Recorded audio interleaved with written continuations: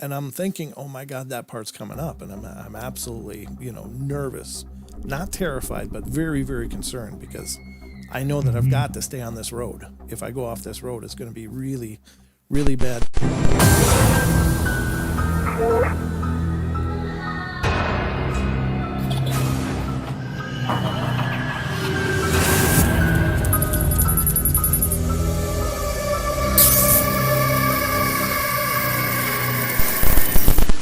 Now, there is an instance of a space, like a time anomaly that has been experienced through there too. And actually, West did a video about it, and it talked about a group that was flying from basically up north in Florida down to, I don't know if it was to Miami or where it was to, or Orlando or something, but it should have been an hour and a half trip. And of course they left their airport and flew and made it in like a half hour. So they shaved about an hour off of this trip somehow, and nobody could figure out Whoa. why. Now they have very clear proof of when they left, along with the tower control when they arrived, and there's no understanding how that airplane that they were in flew in a manner that actually shaved about an hour off of that journey. And maybe I've got that wrong. Maybe it shaved a half hour off the journey. But in any case, a tailwind just wouldn't explain it. So something happened. Well, it kind of reminds me of the experience we had when we were driving, where we what did we skip, like half an hour of a trip or something like that? A huge chunk of it, all of a sudden, boom. At the speed we were driving, probably skipped an hour off it because we were going about 5 miles an hour. But yeah, I don't know how that worked. But yeah, what Sheldon is referring to is a story I've shared here on the show of a time that we were driving through a blizzard after bringing his brother Oliver home, and we were forging our way back. It was a hell of a trip just getting my middle son Oliver home, but we had to then return back, and it was a terrible blizzard. You could see like 5 feet, maybe 10 feet in front of the car. If at the better parts it was 10 feet, but usually it was like 5 feet. And I knew there was a turn. It was kind of an S turn that we'd have to make Yeah. that went down into a valley, and it was like really steep on both sides. And if we'd gone off the road, nobody would have known. And they probably wouldn't have found us for a while, and we wouldn't have been able to go anywhere or do anything. We would have been at least trapped and in a bad way. But at worst, it could have, been much worse because it was very cold as well. But it was a very distinct S turn. It wasn't a gradual one. It had some pretty significant turns on it. So I kept my steering wheel going straight, and I'm just paying attention to where it looks like the road's dipping off on both sides, and I'm trying to stay right in that line.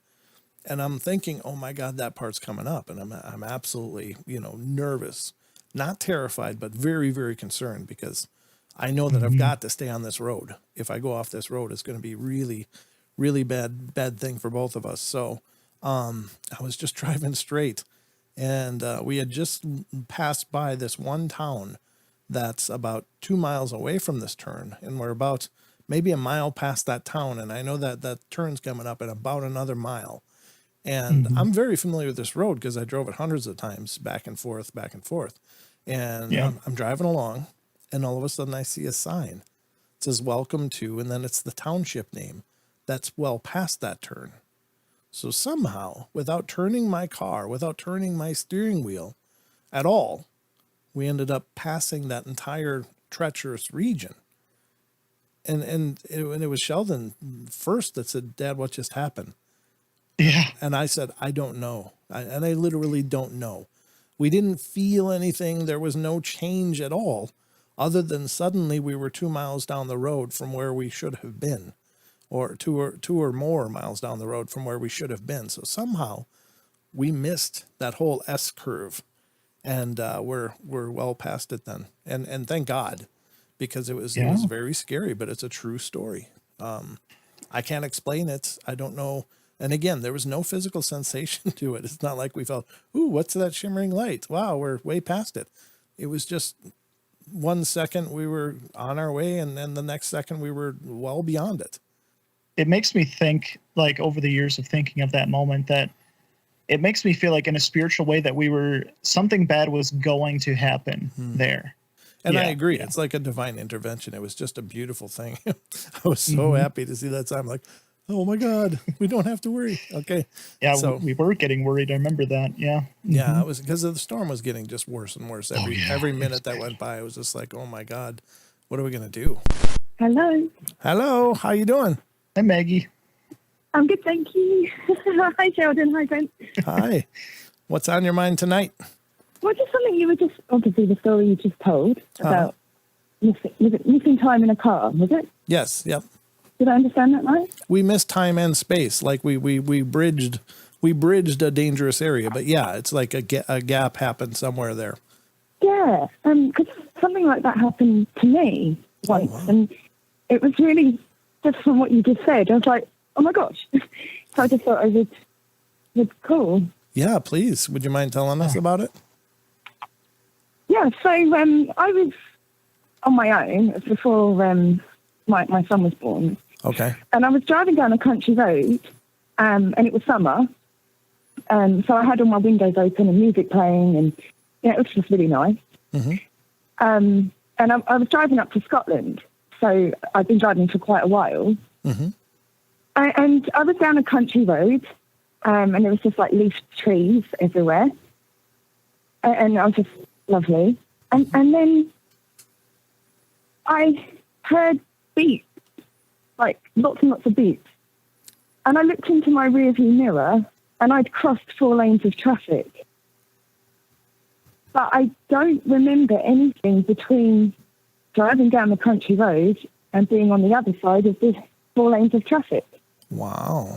And you just couldn't do it. Like, there's no way that you could cross, like, it was a dual carriageway in England. So, like, it would have been signposted and all the rest of it. So I had no recollection of anything from being in the country road with the light.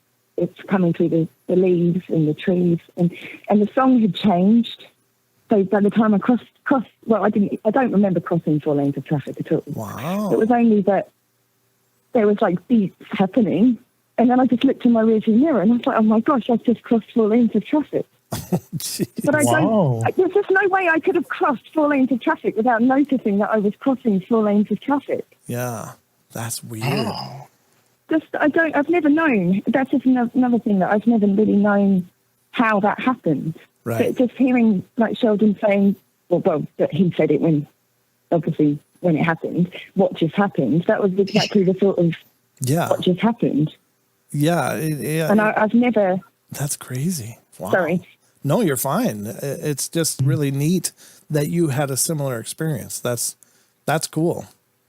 Yeah. Isn't it? Just some things just pop up and you're like, oh, hang on a minute. That happened to me. But yeah, there was just no way that I could have ever approached a junction, because it would have been a junction, Sure. like a proper junction to be able to cross a dual carriageway. Mm-hmm. And yeah, I was lucky, but there was just no recollection between being on one side of it, but I was one side of it, but miles away from it, if that makes any sense. Sure. Yeah. Yeah. It actually makes perfect So sense. when I was a bit, okay, cool. And it was seamless, right? It wasn't like there was any time where it's like, oh, you blacked out. It was just seamless driving, then boom, you're at that location, right? That's right. But the only thing I did notice was the song was different. Like the music I was listening to was sort of different. And that's why I was like, oh, that was weird. Like, what?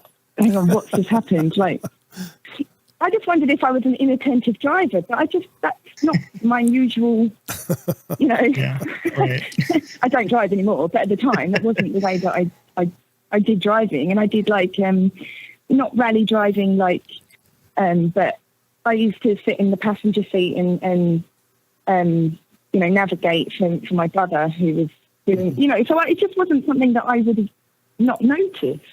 Right. No, that's interesting. And I think it's interesting that you actually had a change in the radio. So it does show that something passed. Now I was the kind of driver that like I had to turn off the radio so I could see better, you know.